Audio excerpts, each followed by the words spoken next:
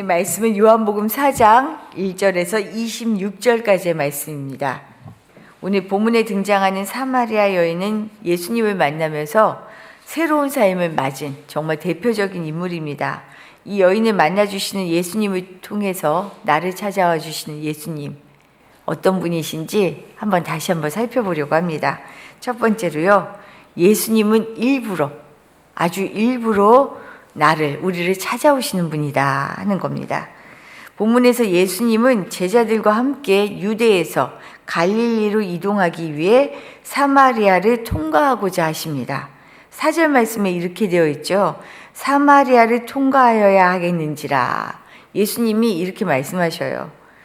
유대인들은 남부 유대와 북부 갈릴리로 오갈 때 보통은 요단강을 건너 동편으로 우회하든지 아니면 서편, 지중해 해안을 따라서 올라가는 먼 길을 선택합니다. 먼 길을.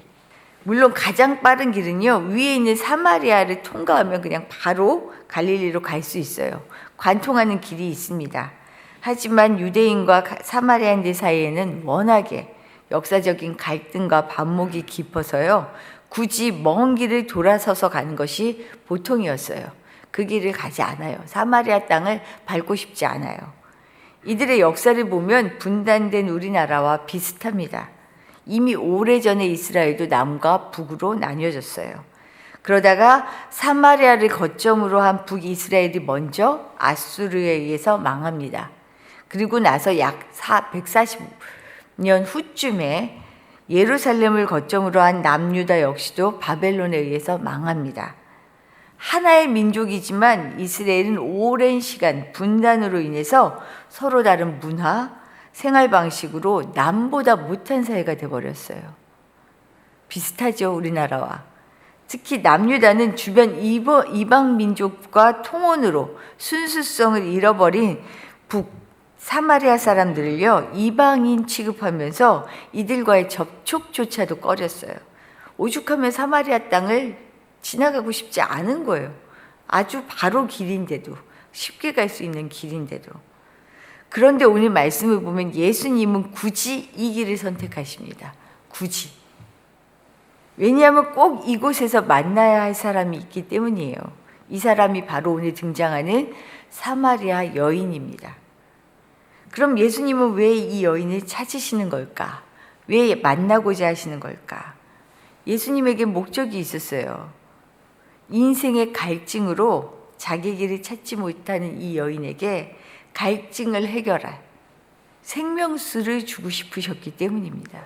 이게 이 여인을 만나고자 하는 예수님의 목적이에요.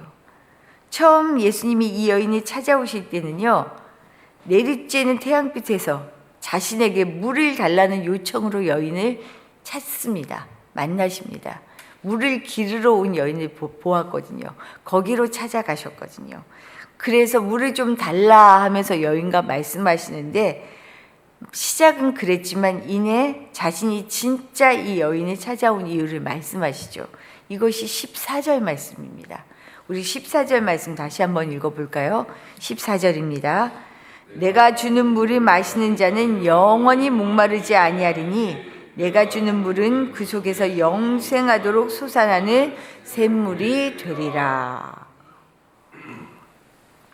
삶의 외로움, 고단함으로 허덕이는 이 여인을 만나기 위해 굳이 모두가 꺼려하는 사마리아 땅을 밟으시고 사람들이 그어놓은 차별과 배제의 경계를 아랑곳하지 않고 여인을 찾아오셨어요. 유대인이 사마리아인을, 남자가 여자를. 그리고 우리가 알고 있지만, 말씀을 통해 보았지만, 남편이 6이나 되는 이 여인을 아랑곳하지 않고 지금 찾아오신 거죠. 그럼 우리 예수님은 이 여인에게만 극적으로 찾아오신 걸까요? 성경 속의 인물들에게만 이렇게 극적으로 찾아오셨을까요? 아니에요. 이 여인에게처럼 주님은 길이 막힌 내게, 소망을 잃고 막막한 나에게, 사는 게 지쳐서 의욕을 잃어버린 인생의 갈증을 풀지 못하는 내게도요, 생수가 되어 찾아오셨습니다. 찾아오십니다.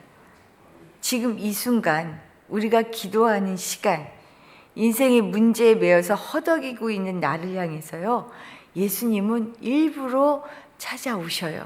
어떤 차별도, 어떤 벽도 없으셔요. 우리의 인생의 문제를 풀 생수를 가지고 이미 내 앞에 떡하니 서 계신다는 거예요. 이것이 믿어지세요? 예수님은 이런 분이에요. 지금 내게 와 계신 분이죠. 이 예수님을 바라볼 수 있기를 바랍니다. 이 예수님을 마주할 때 내게 정말 필요한 것이 무엇인지, 내 인생에 가장 중요한 것이 무엇인지, 내가 봐야 할 것을 보지 못하고 있는 것이 무엇인지를 보게 된다는 사실을 믿으시기 바랍니다. 오늘 두 번째 말씀이에요. 이 예수님을 보면 진짜 나의 필요를 보게 됩니다. 사실 우리는 세상에 살면서 육체의 배고픔과 목마름을 해결하느라고요, 다른 것을 볼 겨를이 없어요. 먹고 사는 일, 사람들과의 관계, 지금 내 앞에 닥친 문제들, 삶의 필요들, 이걸 한마디로 갈증이라고 표현하고 싶어요. 갈증. 가시적으로 보이는 이 문제들에 꽉 짜여서 우리가 살고 있습니다. 그래서 맨날 목말라요. 맨날 풀어야 될 문제들이 산적해 있어요. 이런 삶의 문제들에 쌓여서 영혼의 기갈로 내가 탈수 상태인지 아닌지는 나조차도 모르고 살 때가 너무나 많습니다. 왜냐하면 내 관심은 온통 내 생활, 내 감정, 내 필요뿐이기 때문입니다. 사실 사마리아 여인 역시 마찬가지였어요. 자신에게 물을 달라더니 이제는 내가 주는 물을 마시면 영원히 목마르지 않을 거다라고 하는 이 예수 청년의 말을 듣고는요, 믿어졌을까요? 믿어졌을까요? 믿어졌는지 모르겠지만 혹하기는 했습니다. 가만히 있는데 준다고 하니 여인은 다시 물을 기르러 오지 않아도 된, 당신이 물을 기르러 올 필요가 없는 그 마르지 않은 물을 마시고 싶은 거예요. 이게 필요한 거죠. 그래서 요청합니다. 내게 그 물을 달라고. 예수님이 어떻게 보면요, 미끼를 딱 던졌어요. 그랬더니 이 미끼를 어떻게 해요? 덥석 무는 거죠. 사실은 그렇게 우리가 예수님을 만나죠. 그렇게 만나야 하고요. 그런데 미끼를 딱 물었으면 딱 빨리 확 해야 되는데 예수님이 엉뚱한 말씀을 하셔요. 내게 그 물을 좀 주십시오 하는데 오늘 16절 말씀을 보면 이르시되 가서 내 남편을 불러오라. 무슨 말이에요? 너무 엉뚱하지 않아요?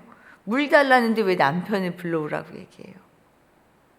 우리가 뒤에 대답해서 알 수 있는 것처럼 이 여인은 이미 5명의 남편이 있었습니다.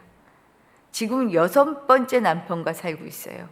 남편을 데려오라 하는 이 말에도요, 어떤 남편을 데려올 얘기하는 거지 먼저 그것부터 생각날 수도 있는 상황이에요. 6번째 남편과 살고 있는 이 여인, 어떤 인생을 살았는지 우리가 짐작할 수 있는 대목이죠. 지금도 6번 결혼한 여인이라면 정상적인 대우를 받기 어렵죠. 그 당시 그런데 6명의 남편을 둔 여인이라면 누가 이 여인의 손가락질하지 않겠어요? 이런 삶을 살고 있는 이 여인, 행복했을까요? 자신의 인생을 어떻게 표현할 수 있을까요? 예수님은 남편을 데려오라는 이 엉뚱한 듯한 요구를 통해서 이 여인의 타는 목마름의 근본 원인을 지금 드러내시는 거예요. 예수님이 아니면 안 되는 자신의 갈망에 직면하게 하고 계십니다. 이 갈망은 감추고 싶고요, 숨기고 싶은 치부이기도 합니다. 여인은 본능적으로 뭐라고 얘기해요? 예수님이 남편을 데려오라 하시니까 남편 없는데요. 숨기고 싶었던 거예요. 자신의 삶을, 자신의 모습을.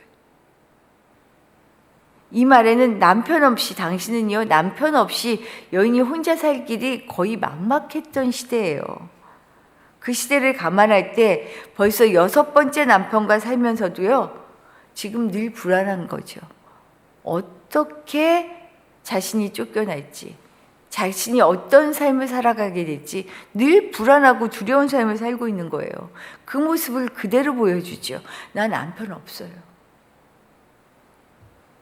이런 여인의 마음, 인생을 잘 알고 계신 예수님께서 그녀 스스로 자신의 영적 빈곤함을 지금 보게 하십니다. 이 여인의 목마름은 남편을 바꾸어서 해결될 문제가 아니라는 것을 지금 얘기해 주고 계셔요. 그러면서 인생의 진정한 해결이 무엇인지 보게 하시는 거죠. 우리도 그러잖아요. 돈이 당장 급할 때는 돈만 있으면 해결될 것 같죠. 자녀의 문제가 지금 풀어지면 문제가 아무 문제 없을 것 같죠. 지금 내 마음의 문제가 해결되면 인생 행복할 것 같죠. 그런데 어때요? 인생의 문제는 계속해서 내 앞에 서게 됩니다. 더 무겁게. 누가 그런 글을, 어제 그런 짧은 글을 봤어요. 내가 인생의 문제를 피해갈 때 내 앞에 더 크게, 더 아주 단단하게 내 문제로 다가온다. 그러잖아요, 진짜. 인생은 피해갈 수가 없죠. 예수님이 그걸 말씀하셔요.